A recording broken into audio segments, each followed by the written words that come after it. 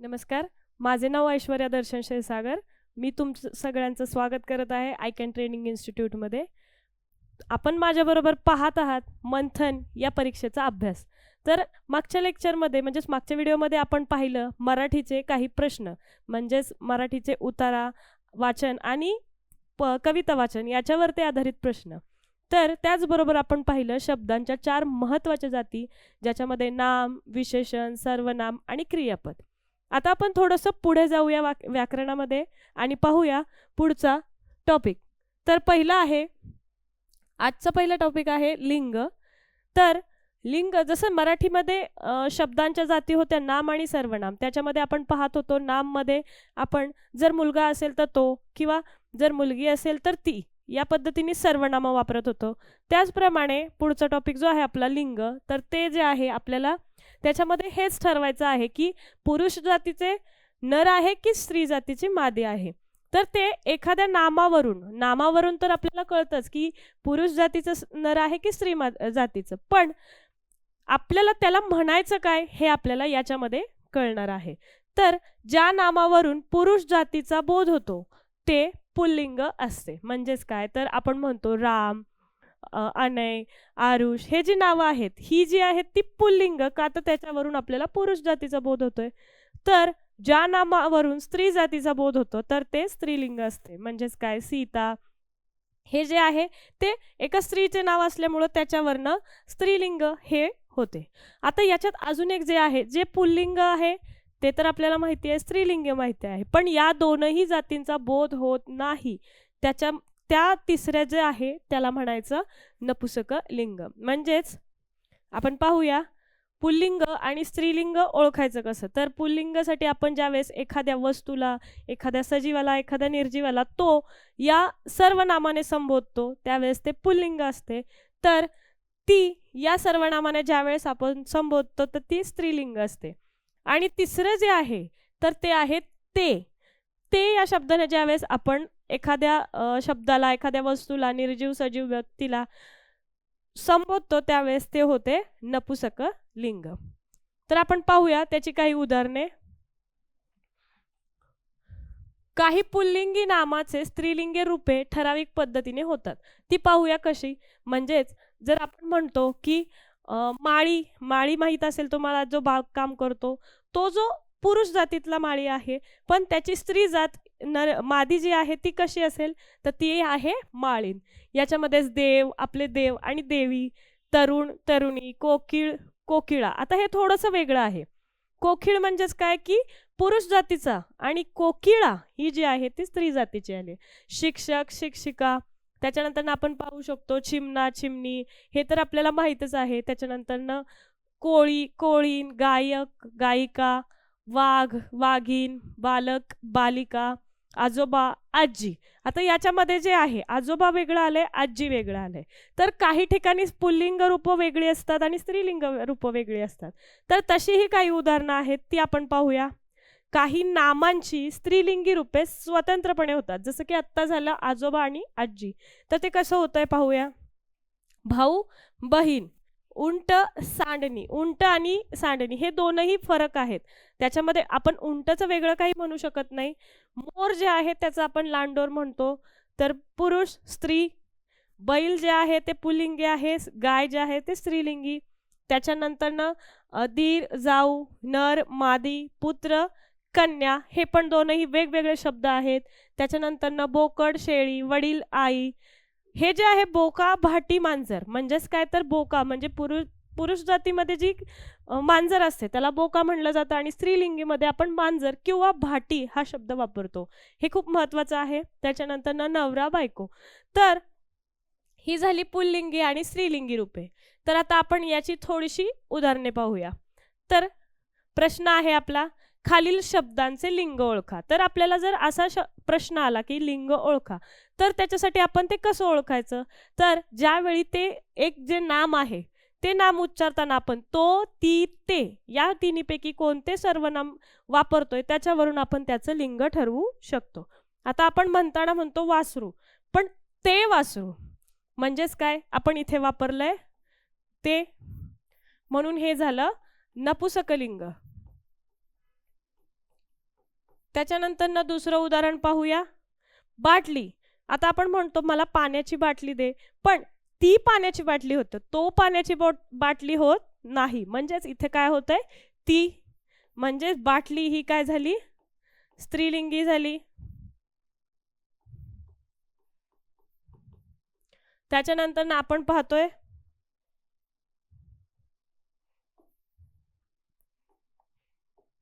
पुढचं जे आहे ते कोणत्या लिंगामध्ये जाते आपण पाहूया. पुढचा शब्द जो आहे तो आहे पायजमा, जे की आपल्या काळातले आजी आजोबा आजोबा वडील वापरायचे. तर ते जे आहे ते तो पायजमा होतं. आपण म्हणू शकत नाही ती पायजमा किंवा ते पायजमा, तर तिथं येतं तो पायजमा. म्हणून हे जे आहे ते काय होणार आहे, पुल्लिंग होणार आहे. या पद्धतीने आपण शब्दांचे लिंग ओळखा हा प्रश्न जो आहे तो या पद्धतीने सोडवू शकतो. हे झालं आपलं लिंग या टॉपिक बद्दल. पुढे जाऊया. पुढचा टॉपिक आहे वचन. आता आपण पाहतो की एखादी वस्तू जी आहे ती जर एकट्यामध्ये असेल, म्हणजे एकच वस्तू असेल, तर त्याला आपण जे आहे ते नावानेच बोलवतो. पण जर आपल्याकडे त्या वस्तू त्याच प्रकारच्या खूप वस्तू आहेत, तर आपण त्याचं अनेक वचन करतो. म्हणजेच काय करतो, जर वस्तू एक आहे की अनेक आहेत हे आपल्याला कशावरून कळतं, तर त्या नामाच्या वचनावरून कळतं. तर नामावरून जर एकाच वस्तूचा बोध झाला, ज्यावेळेस आपण एखादा शब्द उच्चारतोय, तर त्याचा जर एकच वस्तू असा बोध झाला तर त्याला एक वचन म्हणू शकतो. आणि जर नामावरून अनेक वस्तूंचा बोध झाला तर त्याला आपण अनेक वचन म्हणू शकतो. तर आपण म्हणू शकतो की आपण एक आंबा म्हणू शकतो आणि आपल्याकडे 1 डझन आंबे आहेत असं म्हणू शकतो. 1 डझन आंबा आहे असं नाही म्हणू शकत. 12 आंबा म्हणू शकत नाही, तर 12 आंबे आहेत असं म्हणू शकतो. म्हणजेच काय, तर नामाचं एक वचन आणि अनेक वचन हे आपल्या शब्दांच्या उच्चारावरून आपण ओळखू शकतो. तर पाहूयात काही एक वचन अनेक वचनाची उदाहरणं.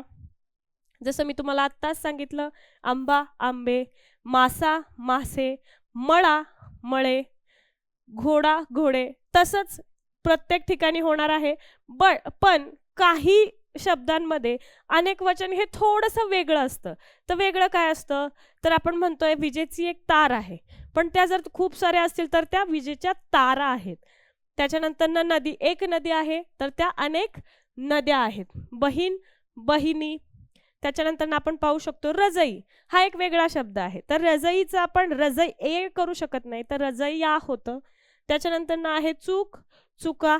त्याच्यानंतर भिंत भिंती, एक भिंत अनेक भिंती. नक्कल हा थोडासा वेगळा शब्द आहे, पण त्याचा आपण नकले असं नाही करू शकत, तर नकला असं करू शकतो. चप्पल चपला, होडी होड्या. त्याच्यानंतर आपण पाहू शकतो वीज विजा. आत्ता जसं आपण म्हणलं एक विजेची तार आहे आणि खूप विजांच्या तारा आहेत. त्याच्यानंतर घागर घागरी, जीभ जिबा. या प्रकारे आपण एक वचन आणि अनेक वचनची उदाहरणे पाहू शकतो. तर याचे आपण थोडेसे उदाहरणं पाहूया. तर काय आहे, खालील प्रश्नांमध्ये कंसात दिलेल्या शब्दांचे वचन बदलून लिहा. म्हणजेच काय, कंसामध्ये आपल्याला एक शब्द दिलेला आहे, तो कोणत्या तरी एका वचनामध्ये आहे, एक वचन किंवा अनेक वचन, त्याचंच आपल्याला वचन बदलून लिहायचं आहे. तर काय येतंय, वाक्य आहे वसंतने डॅश डॅश खाल्ल्या. त्याच्यामध्ये वाक्य कंसामध्ये जे आहे ते आहे कैरी. तर वसंतने कैरी खाल्ल्या असं होईल का, एक कैरी असते, कैरीचं अनेक वचन असतं कैऱ्या. म्हणूनच वसंतने कैऱ्या खाल्ल्या. हे झालं आपल्या नामाचं वचन बदलून. पुढे दुसरं आहे रीमाने नवीन आणली काय, तर साडी. मग आता साडीचं काय आहे, एक वचनच आहे. तिने एकच साडी आणली आहे. तिने खूप साऱ्या साड्या आणल्या आहेत का, नाही. क्रियापद जे आहे ते आणली आहे. कधी कधी खूप महत्वाचं असतं की क्रियापद कोणत्या रूपात आहे. क्रियापद जर एक वचनामध्ये आहे तर आपल्याला जो शब्द दिलाय तो पण आपल्याला एक वचनामध्येच घ्यायचा आहे, आणि क्रियापद अनेक वचनात असेल तर आपल्याला शब्दाचं वचन सुद्धा बदलायचं आहे. तर आपण पाहू शकतो रीमाने नवीन साडी आणली असं होईल. त्याच्यानंतर हे झालं वचन, एक वचन अनेक वचन. त्याच्यानंतर आपला पुढचा टॉपिक जो आहे तो आहे काळ. आता हा थोडासा महत्वाचा टॉपिक आहे. आपण जे वाक्य बोलतोय त्याचं कोणत्या काळामध्ये बोलतोय. म्हणजे जर आपण एखादा सिनेमा पाहिला असेल तर आपण पाहून झाल्यानंतर न सांगतोय. म्हणजेच आपण काय सांगतोय की मी सिनेमा पाहिला, म्हणजेच तो आधी झालाय, ती क्रिया आधी घडली आहे. किंवा आपण एखाद्या गावाला जाणार असेल तर आपण काय सांगतो की मी उद्या गावाला जाणार आहे, म्हणजे ती क्रिया अजून व्हायची आहे आणि एक क्रिया झालेली आहे. आणि जर आपण आत्ता काहीतरी एखादी गोष्ट करत आहोत तर काय की मी पुस्तक वाचत आहे, म्हणजे ते अजून माझं चालू आहे, क्रिया अजून संपलेली नाही. तर ही जी 3 वेगवेगळी वाक्य होती ती प्रत्येक वेगवेगळ्या काळामधली होती. ज्या गोष्टी घडून गेलेल्या आहेत, म्हणजे त्या ज्या गोष्टी आहेत त्या आपण भूतकाळात सांगतो. म्हणजेच काय तर क्रिया पूर्वी घडली तेव्हा क्रियापद हे भूतकाळी असतं. जी क्रिया आत्ता चालू आहे, म्हणजे मी पुस्तक वाचत आहे, अजून माझं पुस्तक वाचून झालेलं नाही, ती क्रिया जी आहे ती आत्ता घडत आहे, म्हणून ती वर्तमान काळात असते. त्याच्यानंतर ना भविष्यकाळ. मी उद्या गावाला जाणार आहे, म्हणजे अजून जायचंय, अजून निघालेली नाहीये किंवा पोहोचलीही नाहीये, म्हणजेच काय तर ते भविष्यातलं आहे. म्हणूनच आपण तो जो काळ आहे तो कोणता असणार आहे, भविष्यकाळ. क्रिया पुढे घडायची तेव्हा क्रियापद भविष्यकाळी असते. पाहूयात त्याची काही उदाहरणं. वर्तमान काळात माया चित्र काढते. आता याच्यामध्ये जे क्रियापद आहे ते काढते आहे. त्याच्यानंतर भूतकाळात ते वाक्य कसे होईल तर मायाने चित्र काढले, म्हणजे काढून झाले. क्रियापदामध्ये फरक पडतो काळामुळे, तर काढते, काढले. आणि भविष्यकाळात तेच काय होणार आहे, काढील, म्हणजे अजून तिला ते काढायचं आहे. पुढचं आहे आम्ही अभ्यास करतो, म्हणजे आता आम्ही अभ्यास करत आहोत, अजूनही संपलेला नाहीये. तोच अभ्यास आम्ही केला असं होणार आहे. आणि भविष्यकाळात तेच काय होणार आहे, आम्ही अभ्यास करू. म्हणजेच काय काळ या शब्दाच्या जातीमध्येच, म्हणजेच काय म्हणू शकतो, काळ या व्याकरणामध्ये आपल्याला क्रियापद हे खूप महत्वाचं आहे. आपण पाहूया त्याची उदाहरणे. प्रश्न आहे वाक्यांचा काळ ओळखा. आता वाक्यांचा काळ जो ओळखायचा आहे तो आपल्याला आपण फक्त आणि फक्त क्रियापदांवरनं ओळखू शकतो. तर पहिलं वाक्य आहे काल रात्री खूप पाऊस पडला. आता काल रात्री म्हणजेच खूप पाऊस पडला, म्हणजे पडून गेलेला आहे पाऊस, आणि आपण दुसऱ्या दिवशी सांगत आहोत, म्हणजेच ही काळ भूतकाळात घडलेली आहे. म्हणून आपला काळ जो आहे तो असणार आहे भूतकाळ. त्याच्यानंतर उद्या माझी परीक्षा आहे, म्हणजेच काय तर परीक्षा उद्या आहे, आज नाहीये किंवा आत्ता होत नाहीये किंवा झाली पण नाहीये, म्हणजेच भविष्यात आहे. म्हणूनच हे वाक्य झालं भविष्यकाळ. त्याच्यानंतर पुढचं वाक्य कीर्ती कॅरम खेळत आहे, म्हणजे ती आत्ता क्रिया चालू आहे तिची, त्याच्यामुळे ते वर्तमान काळ. त्याच्यानंतर निशा आपल्या मित्रांसोबत नाटक पाहायला जाणार आहे, म्हणजे अजूनही गेलेली नाहीये, म्हणजे भविष्यकाळ. त्याच्यानंतर पुढचं वाक्य जे आहे ते मला तुम्ही सांगा. सचिनने 10,000 धावा पूर्ण केल्या. हे तुम्ही होमवर्कला घेऊन मला कमेंट बॉक्समध्ये टाईप करून नक्की सांगा. पाहूयात पुढचा महत्वाचा टॉपिक. थोडासा वेगळा आहे पण याच्यामध्ये थोडंसं समजून घेण्याची खूप गरज आहे. आपण एखादा उतारा वाचतो किंवा एखादी कविता वाचतो, एखादी गोष्ट वाचतो, तर ज्यावेळेस आपण काहीतरी वाचतोय तर त्याच्यात आपल्याला थोड्याशा काही खुणा पाहायला मिळतात. म्हणजे एखादा टिंब असेल किंवा एखादा अनुस्वार असेल किंवा एखादा शब्दांच्या मागचा अनुस्वार असेल किंवा शब्दांच्या आधी एखादा वरती स्वल्पविराम असेल किंवा खाली स्वल्पविराम असेल, तर ही जी चिन्ह आहेत त्यांना काय म्हणायचं. म्हणजेच काय एखादा उतारा किंवा वाक्य वाचताना कोठे व किती थांबावे. जर कोणतेही चिन्ह नसेल तर आपण सरळ सरळ वाचत जाणार आहोत. कुठे थांबायचे कुठे नाही थांबायचे हे आपल्याला काही कळणार नाही. त्यासाठी ज्या विशिष्ट प्रकारच्या खुणा असतात त्यांनाच आपण काय म्हणू शकतो, विराम किंवा विश्रांती चिन्हे.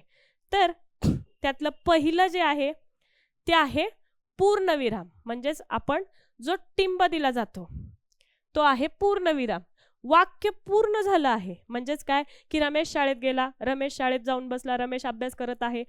कुठेतरी थांबलं पाहिजे ना, एकच वाक्य तेवढं सगळं होणार नाही. रमेश शाळेत गेला, रमेश शाळेत अभ्यास करतोय, या वाक्य पूर्ण झाल्यानंतर जे टिंब दिलं जातो त्यालाच आपण म्हणतो पूर्ण विराम. जसं वाक्य पूर्ण झालंय त्याच्या पुढे आपल्याला अजून काही बोलायचं नाहीये त्यावेळेस आपण पूर्ण विराम आहे. पण जर वाक्य अर्धच आहे म्हणजेच काय मी खेळतेय, काय खेळतेय, क्रिकेट खेळतेय, काय टेनिस खेळते, तर ते जे आहे अर्ध वाक्य आहे. म्हणजेच काय तर ते जे आहे अर्ध विराम. म्हणजेच काय एक टिंब आणि दुसरा स्वल्पविराम हे जे आहे ते अर्धविरामचं चिन्ह आहे. दोन छोटी वाक्य जोडण्यासाठी किंवा अशा, पण, परंतु या शब्दांचा वापर करतात तेव्हा अशा वाक्यांचा संबंध अर्धविराम या चिन्हाने दाखवतात. म्हणजेच काय आपण याचं उदाहरण घेऊ शकतो, मी खेळतीये पण पाऊस पडायला लागलाय. म्हणजेच काय पण हा शब्द वापरला गेला.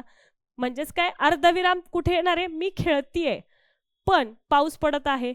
म्हणजेच एखादा शब्द मध्ये येतोय त्यावेळेस अर्धविराम. पाहूयात पुढचं. जसं मी तुम्हाला आत्ताच सांगितलं स्वल्पविराम. स्वल्पविराम म्हणजेच काय तर आई बाजारात गेली, आईने बटाटा भाजी, कोबीची भाजी, फ्लॉवरची भाजी, प्रत्येक वेळी तुम्ही भाजी भाजी भाजी असं शब्द वापरणार आहे का तर नाही. तुम्ही काय म्हणणार, आईने बटाटा, वांग, मिरची, कोबी, फ्लॉवर ही भाजी आणली. पण ही जी आहेत बटाटा, वांग, मिरची, कोबी ते सरळ सरळ म्हणणार आहेत का नाही. तर ते एकाच प्रकारच्या विशिष्ट प्रकारच्या वस्तू आहेत. म्हणजेच काय आहे ती भाजी आहे एका विशिष्ट प्रकारची, फक्त त्याच्यामध्ये थोडे थोडे प्रकार आहेत. म्हणजेच काय तर दोन छोटी वाक्य किंवा एकाच जातीचे अनेक शब्द लागोपाठ म्हणजे सलग आल्यास आपण त्याच्या पुढे काय करतो, शेवटचा शब्द सोडून बाकीच्या शब्दांना काय करणार, स्वल्पविराम देणार. म्हणजेच काय आईने बाजारातून वांग स्वल्पविराम, बटाटा स्वल्पविराम, कोबी स्वल्पविराम, फ्लॉवर ह्या भाज्या आणल्या. म्हणजेच काय स्वल्पविराम या अशा पद्धतीने वापरला जातो. पुढचं विराम चिन्ह आहे प्रश्नचिन्ह. वाक्यात प्रश्न विचारला असेल तर वाक्याच्या शेवटी प्रश्नचिन्ह दिलेले असते. म्हणजेच काय तू उद्या येणार आहेस का, प्रश्न विचारला जातोय. किंवा तू हे खाणार आहेस का, म्हणजेच काय तर आपण तिला विचारतोय काहीतरी किंवा कोणालाही विचारतोय त्यावेळेस हे महत्वाचं चिन्ह वापरलं जातं ते म्हणजे आहे प्रश्न चिन्ह. त्याच्यानंतर आहे उद्गारवाचक चिन्ह. आता उद्गारवाचक चिन्ह म्हणजे काय तर ज्यावेळेस एखादी गोष्ट सहज घडून जाते आणि आपल्या तोंडातून पटकन काहीसं उच्चार निघून जातात. म्हणजे जर आपण पडलो आणि आपल्याला लागलं तर आई ग असं येतं. किंवा आपण खूप मोठं काहीतरी बघितलंय, साप बघितलाय, बाप रे आपण खूप घाबरलो. म्हणजेच काय तर आनंद, दुःख, भीती, आश्चर्य ह्या ज्या भावनादर्शक शब्द आहेत ते जर आपल्याला आले तोंडातून किंवा वाक्यात आले तर आपण कोणतं चिन्ह वापरणार आहोत, उद्गार वाचक चिन्ह.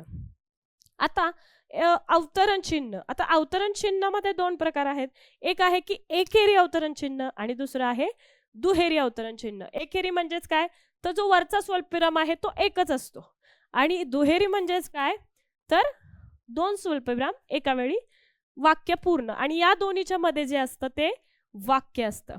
तर एकेरी अवतरण चिन्ह हे जे कधी वापरलं जातं तर लेखकाचे वचन, संत वचने, ब्रीदवाक्य किंवा या गोष्टींसाठी वापरलं जातं. आता जसं की लोकमान्य टिळक म्हणतात स्वराज्य हा माझा जन्मसिद्ध हक्क आहे आणि तो मी मिळवणारच. तर हे जे वाक्य आहे ते आपण एकेरी अवतरण चिन्हामध्ये लिहिणार आहोत. तर दुहेरी अवतरण चिन्हामध्ये काय लिहू शकतो की आपण एखाद्या व्यक्तीच्या तोंडचे शब्द जसेच्या तसे लिहिताना. म्हणजेच काय मला काल तो म्हणाला मला परीक्षा खूप अवघड गेली, तो सांगतोय मला की मला परीक्षा अवघड गेली, त्याची जी वाक्य आहेत ती दुहेरी अवतरण चिन्हामध्ये जाणार आहेत. तर आपण अजून एक पुढचा पाहूया संयोग चिन्ह. संयोग चिन्ह जे आहे त्याला आपण इंग्लिशमध्ये हायफन असं पण म्हणतो, जे तुम्हाला जास्त करून माहिती असेल कारण की दोन शब्द किंवा दोन वाक्य एकत्र जोडताना आपण हे संयोग चिन्ह वापरतो. म्हणजेच काय तर एखादं वाक्य अर्ध राहिलं असेल तर ते एकत्र जोडण्यासाठी संयोग चिन्ह हे वापरलं जातं. ही झाली आपली विरामचिन्हे. आता याच्यावरची आपण काही उदाहरणे पाहूया. तर प्रश्न काय आहे, खालील वाक्यात योग्य विरामचिन्हे द्यावीत. तर पहिलं वाक्य आहे, बापरे केवढा मोठा हा साप. या वाक्यामध्ये साप दिसलाय आणि आपल्याला थोडंसं आश्चर्य पण वाटले आणि भीती पण वाटली. म्हणजेच इथे काय येणार आहे, उद्गारवाचक चिन्ह. कसं होणार आहे हे वाक्य, बापरे उद्गारवाचक चिन्ह केवढा मोठा हा साप. म्हणजेच आपल्याला तो साप पाहून एकतर भीती पण वाटली आहे आणि आपल्या भावना व्यक्त झाल्यात. म्हणजेच आपण काय करू शकतो, तिथं उद्गारवाचक चिन्ह वापरणार आहे. दुसरा जो आहे तो, उद्या शाळेत येणार आहेस का, असं नॉर्मली तर नाही बोलू शकत, आपण विचारतोय. म्हणजेच काय आहे, विचारतोय याचाच अर्थ तिथं काय असणार आहे, प्रश्नचिन्ह असणार आहे. आणि पुढचं वाक्य जे आहे ते सत्यमेव जयते. सत्यमेव जयते हे एक ब्रीद वाक्य आहे किंवा घोषवाक्य आहे. म्हणजेच ते कोणत्या चिन्हामध्ये येणार आहे, तर ते अवतरण चिन्हामध्ये, पण एकेरी अवतरण चिन्हामध्ये येणार आहे, कारण की ते एक ब्रीद वाक्य आहे. ही झाली आपली विरामचिन्हांची उदाहरणे. आपला हा विरामचिन्हाचा टॉपिक इथेच संपलेला आहे. मला आशा आहे की तुम्हाला हे समजलं असेल. जरी नसेल समजलं तरी तुम्ही कमेंट बॉक्समध्ये नक्की टाईप करा आणि आपल्या आयकॅनच्या पेजला लाईक, शेअर, सबस्क्राईब नक्की करा. थँक्यू.